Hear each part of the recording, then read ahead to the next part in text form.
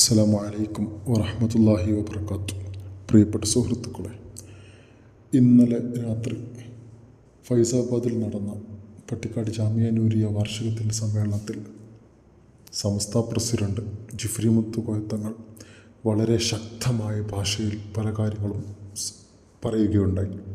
അഥവാ പട്ടിക്കാട് ജാമിയ നൂരിയ അന്നും ഇന്നും സമസ്തയുടേത് മാത്രമാണെന്നും അതുപോലെ തന്നെ മഹാനായ പ്രത്യേകിച്ച് ഈ സമ്മേളനത്തിൽ നിന്നൊക്കെ മാറി നിൽക്കേണ്ടി വന്ന മാറ്റി നിർത്തപ്പെട്ടിട്ടുള്ള ബഹുമാനപ്പെട്ട മുക്കം ഉമർ ഫൈസി ഉസ്താദിനെ ഉൾപ്പെടെയുള്ള ആരൊക്കെ മാറി നിൽക്കുന്നുണ്ടോ അവരെ എല്ലാവരെയും തിരിച്ചു വിളിച്ചു കൂട്ടി പഴയതുപോലെ നല്ല രീതിയിൽ മുന്നോട്ട് പോകണമെന്ന് അദ്ദേഹം പ്രഖ്യാപിക്കുകയും ചെയ്തു.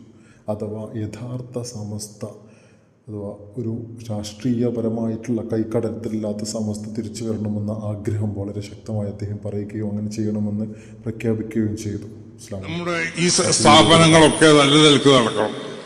ഇതൊക്കെ സമസ്തയുടെ സ്ഥാപനങ്ങൾ തന്നെയാണ്. ഇതൊക്കെ പട്ടിക്കാട് ജാമിയ നൂരിയ അടക്കമുള്ള എല്ലാ സ്ഥാപനങ്ങളും ഈ സ്ഥാപനങ്ങളുടെ വളർച്ചയിൽ പങ്കാളികളാവേണ്ട ആളുകളാണ് നമ്മളൊക്കെ.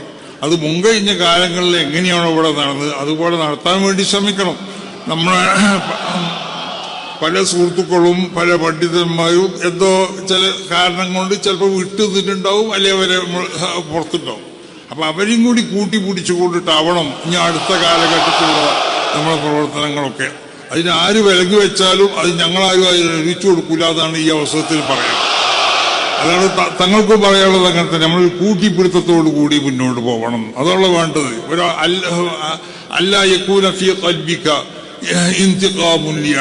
ഒരാളോടുള്ളതായ ഒരു ശത്രുത മനോഭാവം അല്ലെങ്കിൽ ഒരാളെ ശിക്ഷിക്കാവുന്ന മനോഭാവം അത് നിന്റെ ഹൃദയത്തിൽ ഉണ്ടാവാൻ പാടില്ല.